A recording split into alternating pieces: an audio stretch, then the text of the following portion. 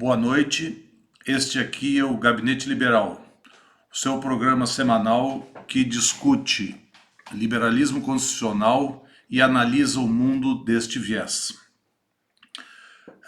Normalmente nós temos tratado de assuntos de geopolítica internacional. Hoje nós vamos tratar de um assunto muito nacional, em cima de mais uma besteira que o general Mourão disse. O general Mourão, se referindo à crise da Venezuela na semana passada,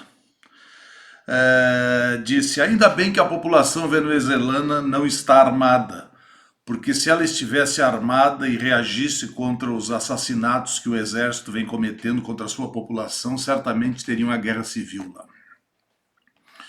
Bom, para vocês que não conhecem exército, provavelmente estão achando que isso é uma bobagem do general Mourão. Não é. O general Mourão está apresentando basicamente as ideias das Forças Armadas brasileiras desde a República, desde a quartelada de 1889. Por que isso? Porque o Exército é o corpo mais desarmamentista que existe no Brasil. O Exército não confia no povo armado. E por que isso? O Exército tem uma origem positivista, assim como esses advogados de porta de cadeia que defendem bandidos.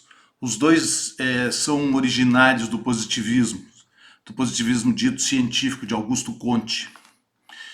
E vem deles a falácia que o monopólio da violência tem que pertencer ao Estado. Ora, se a maior democracia do mundo, forjada na Revolução Americana, consagrou na sua segunda emenda o direito a não só a posse, ao porte de armas, mas a posse e ao porte de armas e a organização militar regional para autodefesa, inclusive de totalitarismos, inclusive do arbítrio. Esta é a base da Constituição americana.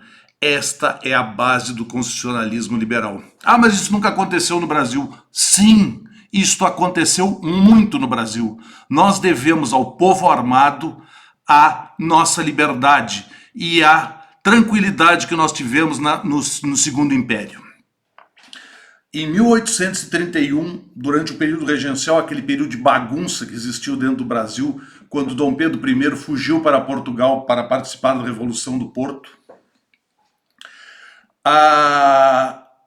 foi mobilizada a Guarda Nacional. O que era a Guarda Nacional? Era o povo em armas.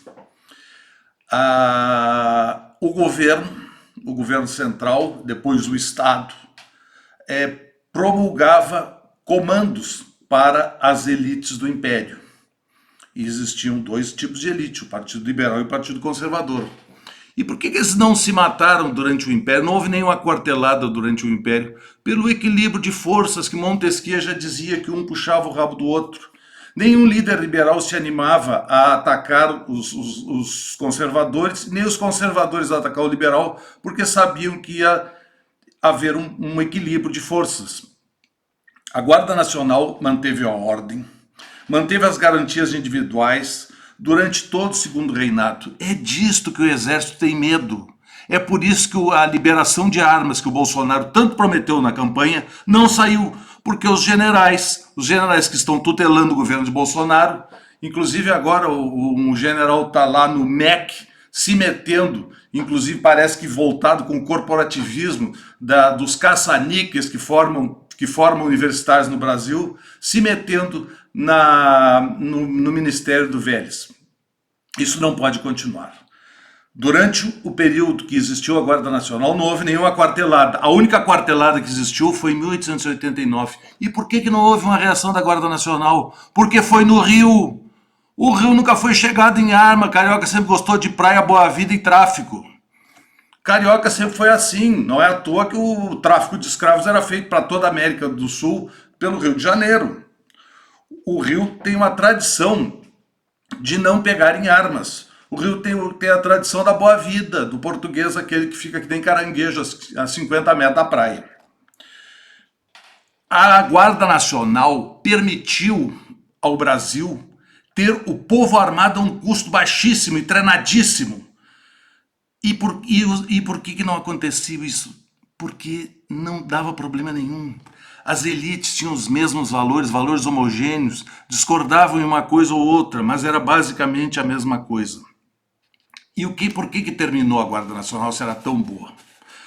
Depois da Revolução, da quartelada da República, houve em 1893 a Revolução Federalista.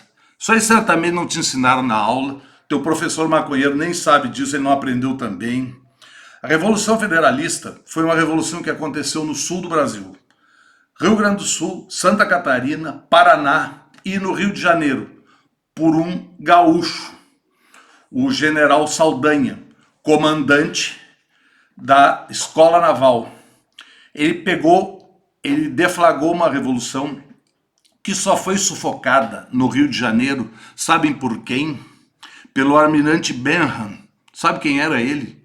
Era o dono da 7ª Frota da época. A Armada Americana interviu na Revolução Americana a pedido de Floriano Peixoto, que por isso, depois de fuzilar os líderes de Florianópolis, da Ilha do Desterro, ganhou o nome da cidade. É um absurdo que Florianópolis, uma cidade tão linda, onde a minha mulher nasceu, tenha uma homenagem para um fascista que atirou no seu próprio povo. Convocou as tropas americanas para controlar uma revolução democrática que queria trazer de volta o imperador Dom Pedro II. Depois disso, a Guarda Nacional foi um desastre. Porque o positivismo é uma espécie de PT. Eles pensam que interpretam o mundo de maneira científica. E para esse mundo melhor, vocês já viram as barbaridades que fazem. Fazem todo tipo de barbaridade. A guarda foi minguando até ser desmobilizada em 7 de setembro de 1922. Não foi só a República que fez isso. Não foi só colocar a bugrada positivista que tomou conta, por exemplo, em estados que existia uma guarda maravilhosa, como no Ceará e em Pernambuco, colocaram a bugrada que chegou ao poder com a República. Não. Aconteceu na Segunda Guerra Mundial uma revolução tecnológica, que foi a metralhadora. A introdução da metralhadora transformou esses corpos de civis armados para autodefesa em uma coisa praticamente inútil. Os últimos 2 grandes movimentos armados que tiveram no Brasil, ainda com as armas originárias da Guarda Nacional, foi a tomada de Fortaleza, que vocês também não estudaram isso, porque ninguém estuda, pelo Padre Cícero. Padre Cícero tomou Fortaleza, sim, derrubou o governador, com os seus jagunços lá do sul do Ceará. E a Revolução de 1923 para derrubar a ditadura positivista de Borges de Medeiros do Rio Grande do Sul. Esses 2 foram os 2 últimos movimentos já influenciados pela metralhadora. Na Revolução de 23, inclusive, num combate no Alegrete, no Passo do Ianduí, um cavalariano laçou uma metralhadora francesa no seu ninho de metralhadora. O cara era muito corajoso, porque graças a Deus a metralhadora engasgou, porque senão ele tinha sido chacinado por uma metralhadora. Mas o mundo continua com grandes populações armadas. O grande medo de Hillary Clinton e de todos os democratas dos Estados Unidos sempre foi o povo armado americano nas suas milícias, que são mais de 500 que existem nos Estados Unidos, milícias estaduais, milícias regionais, milícias nacionais, todas elas com grande treinamento, grande ligação, principalmente agora com a internet. E como é que isso está acontecendo? Eles são malucos, vão correr contra a metralhadora? Não. Na Segunda Guerra Mundial, bem no finzinho da Segunda Guerra Mundial, houveram 2 grandes revoluções tecnológicas novamente. E dessa vez foram os americanos que fizeram. Essa aqui foi uma delas, o STG-44. Não, mas isso é uma Kalashnikov russa? Não. Isso aqui os russos copiaram descaradamente, sem vergonhamente. Isso aqui é a STG-44, o fuzil de ataque alemão do fim da Segunda Guerra, que permitiu que um homem sozinho enfrentasse um ninho de metralhadora. E o segundo foi essa belezinha aqui, o Panzerfaust. O Panzerfaust é um lança-rojão que permitiu que a defesa de Berlim contra o Exército Vermelho fosse feita inclusive por crianças e mulheres. Ou seja, duas revoluções tecnológicas permitiram novamente que o povo armado enfrentasse tiranias. Tiranias ou não tiranias. Na época, os alemães estavam tentando se livrar do estupro que aconteceu em toda a Alemanha pelo exército soviético. Depois disso, os americanos experimentaram o remédio amargo desses, principalmente do Panzerfaust, na Guerra do Vietnã, aonde vocês nunca viram um tanque de guerra se movimentando no Vietnã, porque os lança-rojões, que foi apelidado isso em português brasileiro, impediam completamente qualquer tipo de manobra de um veículo pesado lento na Guerra do Vietnã. Por isso a Guerra do Vietnã foi uma guerra caríssima, feita por helicópteros. Depois disso, os próprios americanos resolveram mandar um pouco de veneno para os russos. E na Guerra do Afeganistão, os mísseis Sting, contrabandeados pela extrema-direita americana, conseguiram chegar aos rebeldes, os talibãs, que enfrentaram a aeronáutica russa, com os mísseis contrabandeados pelos contras. Vocês lembram desse escândalo no governo do presidente Reagan? Então, essa foi a maior derrota que o exército russo sofreu de um povo armado. Não existia o exército do Afeganistão, existiam tribos armadas. Então é disso que o general Mourão está falando quando ele tem medo do povo armado. Mas o povo armado é o único jeito para se defender contra a opressão, contra a tirania. Contra a tirania só existe uma arma: o povo armado, treinado e sabendo dos seus direitos.